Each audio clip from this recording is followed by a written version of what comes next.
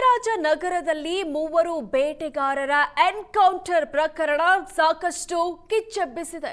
ಮೂರು ಬೇಟೆಗಾರರ ವಿರುದ್ಧ ವನ್ಯಜೀವಿ ಮಾಂಸದ ಸಾಕ್ಷ್ಯ ಸಿಕ್ಕಿದೆ. ತನಿಖಾಧಿಕಾರಿ ದಿನೇಶ್ ಕುಮಾರ್ ಮೀನಾ ಘಟನಾ ಸ್ಥಳಕ್ಕೆ ಭೇಟಿ ನೀಡಿದ್ದಾರೆ. 2 ಚೀಲ ವನ್ಯಜೀವಿ ಮಾಂಸ ವಶಕ್ಕೆ ಪಡೆದುಕೊಂಡಿದ್ದಾರೆ ಪೊಲೀಸರು. ಸುಮಾರು 20 ರಿಂದ 30 ಕೆಜಿ ವನ್ಯಜೀವಿ ಮಾಂಸ ವಶಪಡಿಸಿಕೊಳ್ಳಲಾಗಿದೆ.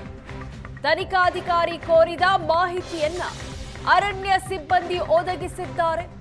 ಇನ್ನು ಘಟನಾ ಸ್ಥಳದಲ್ಲಿ ಸಿಕ್ಕಿದ್ದ ವನ್ಯಜೀವಿ ಮಾಂಸ ತನಿಖಾಧಿಕಾರಿಗಳ ಮುಂದೆ ಇಡಲಾಗಿದೆ.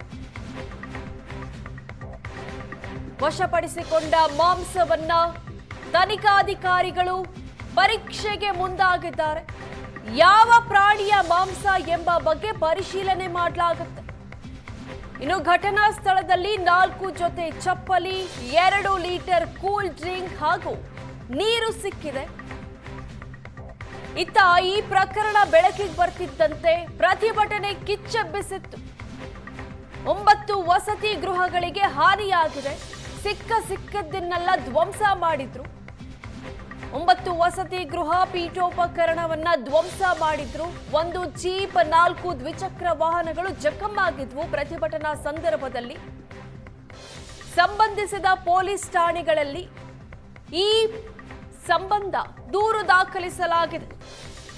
ಯಾವಾಗ ಬೇಟೆಗಾರರನ್ನ ಎನ್ಕೌಂಟರ್ ಮಾಡಲಾಗಿದೆ ಅನ್ನೋದು ತಿಳಿದು ಬಂತು, ಮೃತನ ಸಂಬಂಧಿಕರು ಹಾಗೂ ಗ್ರಾಮಸ್ಥರು ರೊಚ್ಚಿಗೆದ್ರು, ಪ್ರತಿಭಟನೆಗೆ ಮುಂದಾದ್ರು. ಈ ಸಂದರ್ಭದಲ್ಲಿ 9 ವಸತಿ ಗೃಹಗಳಿಗೆ ಹಾನಿ ಮಾಡಲಾಗಿದೆ.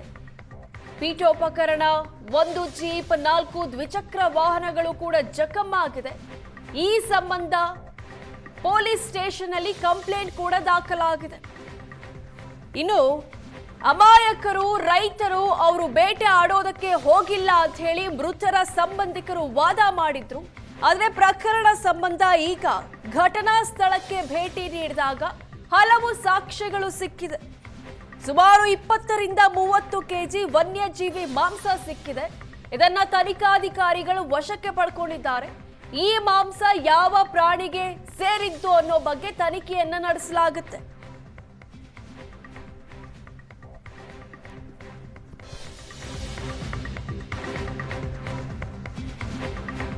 ಚಾಮರಾಜನಗರದಲ್ಲಿ ಮೂವರು ಬೇಟೆಗಾರರ ಎನ್ಕೌಂಟರ್ ಪ್ರಕರಣ ಸಂಬಂಧ ಸ್ವಗ್ರಾಮ ತಲುಪಿದೆ ಮೃತದೇಹಗಳು.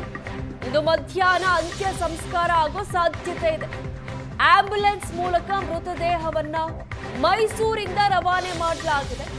ಎನ್ಕೌಂಟರ್ ಬಳಿಕ ಮೃತದೇಹಗಳನ್ನ ಮೈಸೂರಿನ ಕೆಆರ್ ಆಸ್ಪತ್ರೆಗೆ ಶಿಫ್ಟ್ ಮಾಡಲಾಗಿತ್ತು. ಅಲ್ಲಿ ಮರಣೋತ್ತರ ಪರೀಕ್ಷೆ ಸಂಬಂಧ ನಿನ್ನೆ ಸಾಕಷ್ಟು ಹೈಡ್ರಾಮಾ ನಡೆದಿತ್ತು. ಸದ್ಯ ಮೃತದೇಹಗಳು ಸ್ವಗ್ರಾಮಕ್ಕೆ ತೆರಳಿದೆ.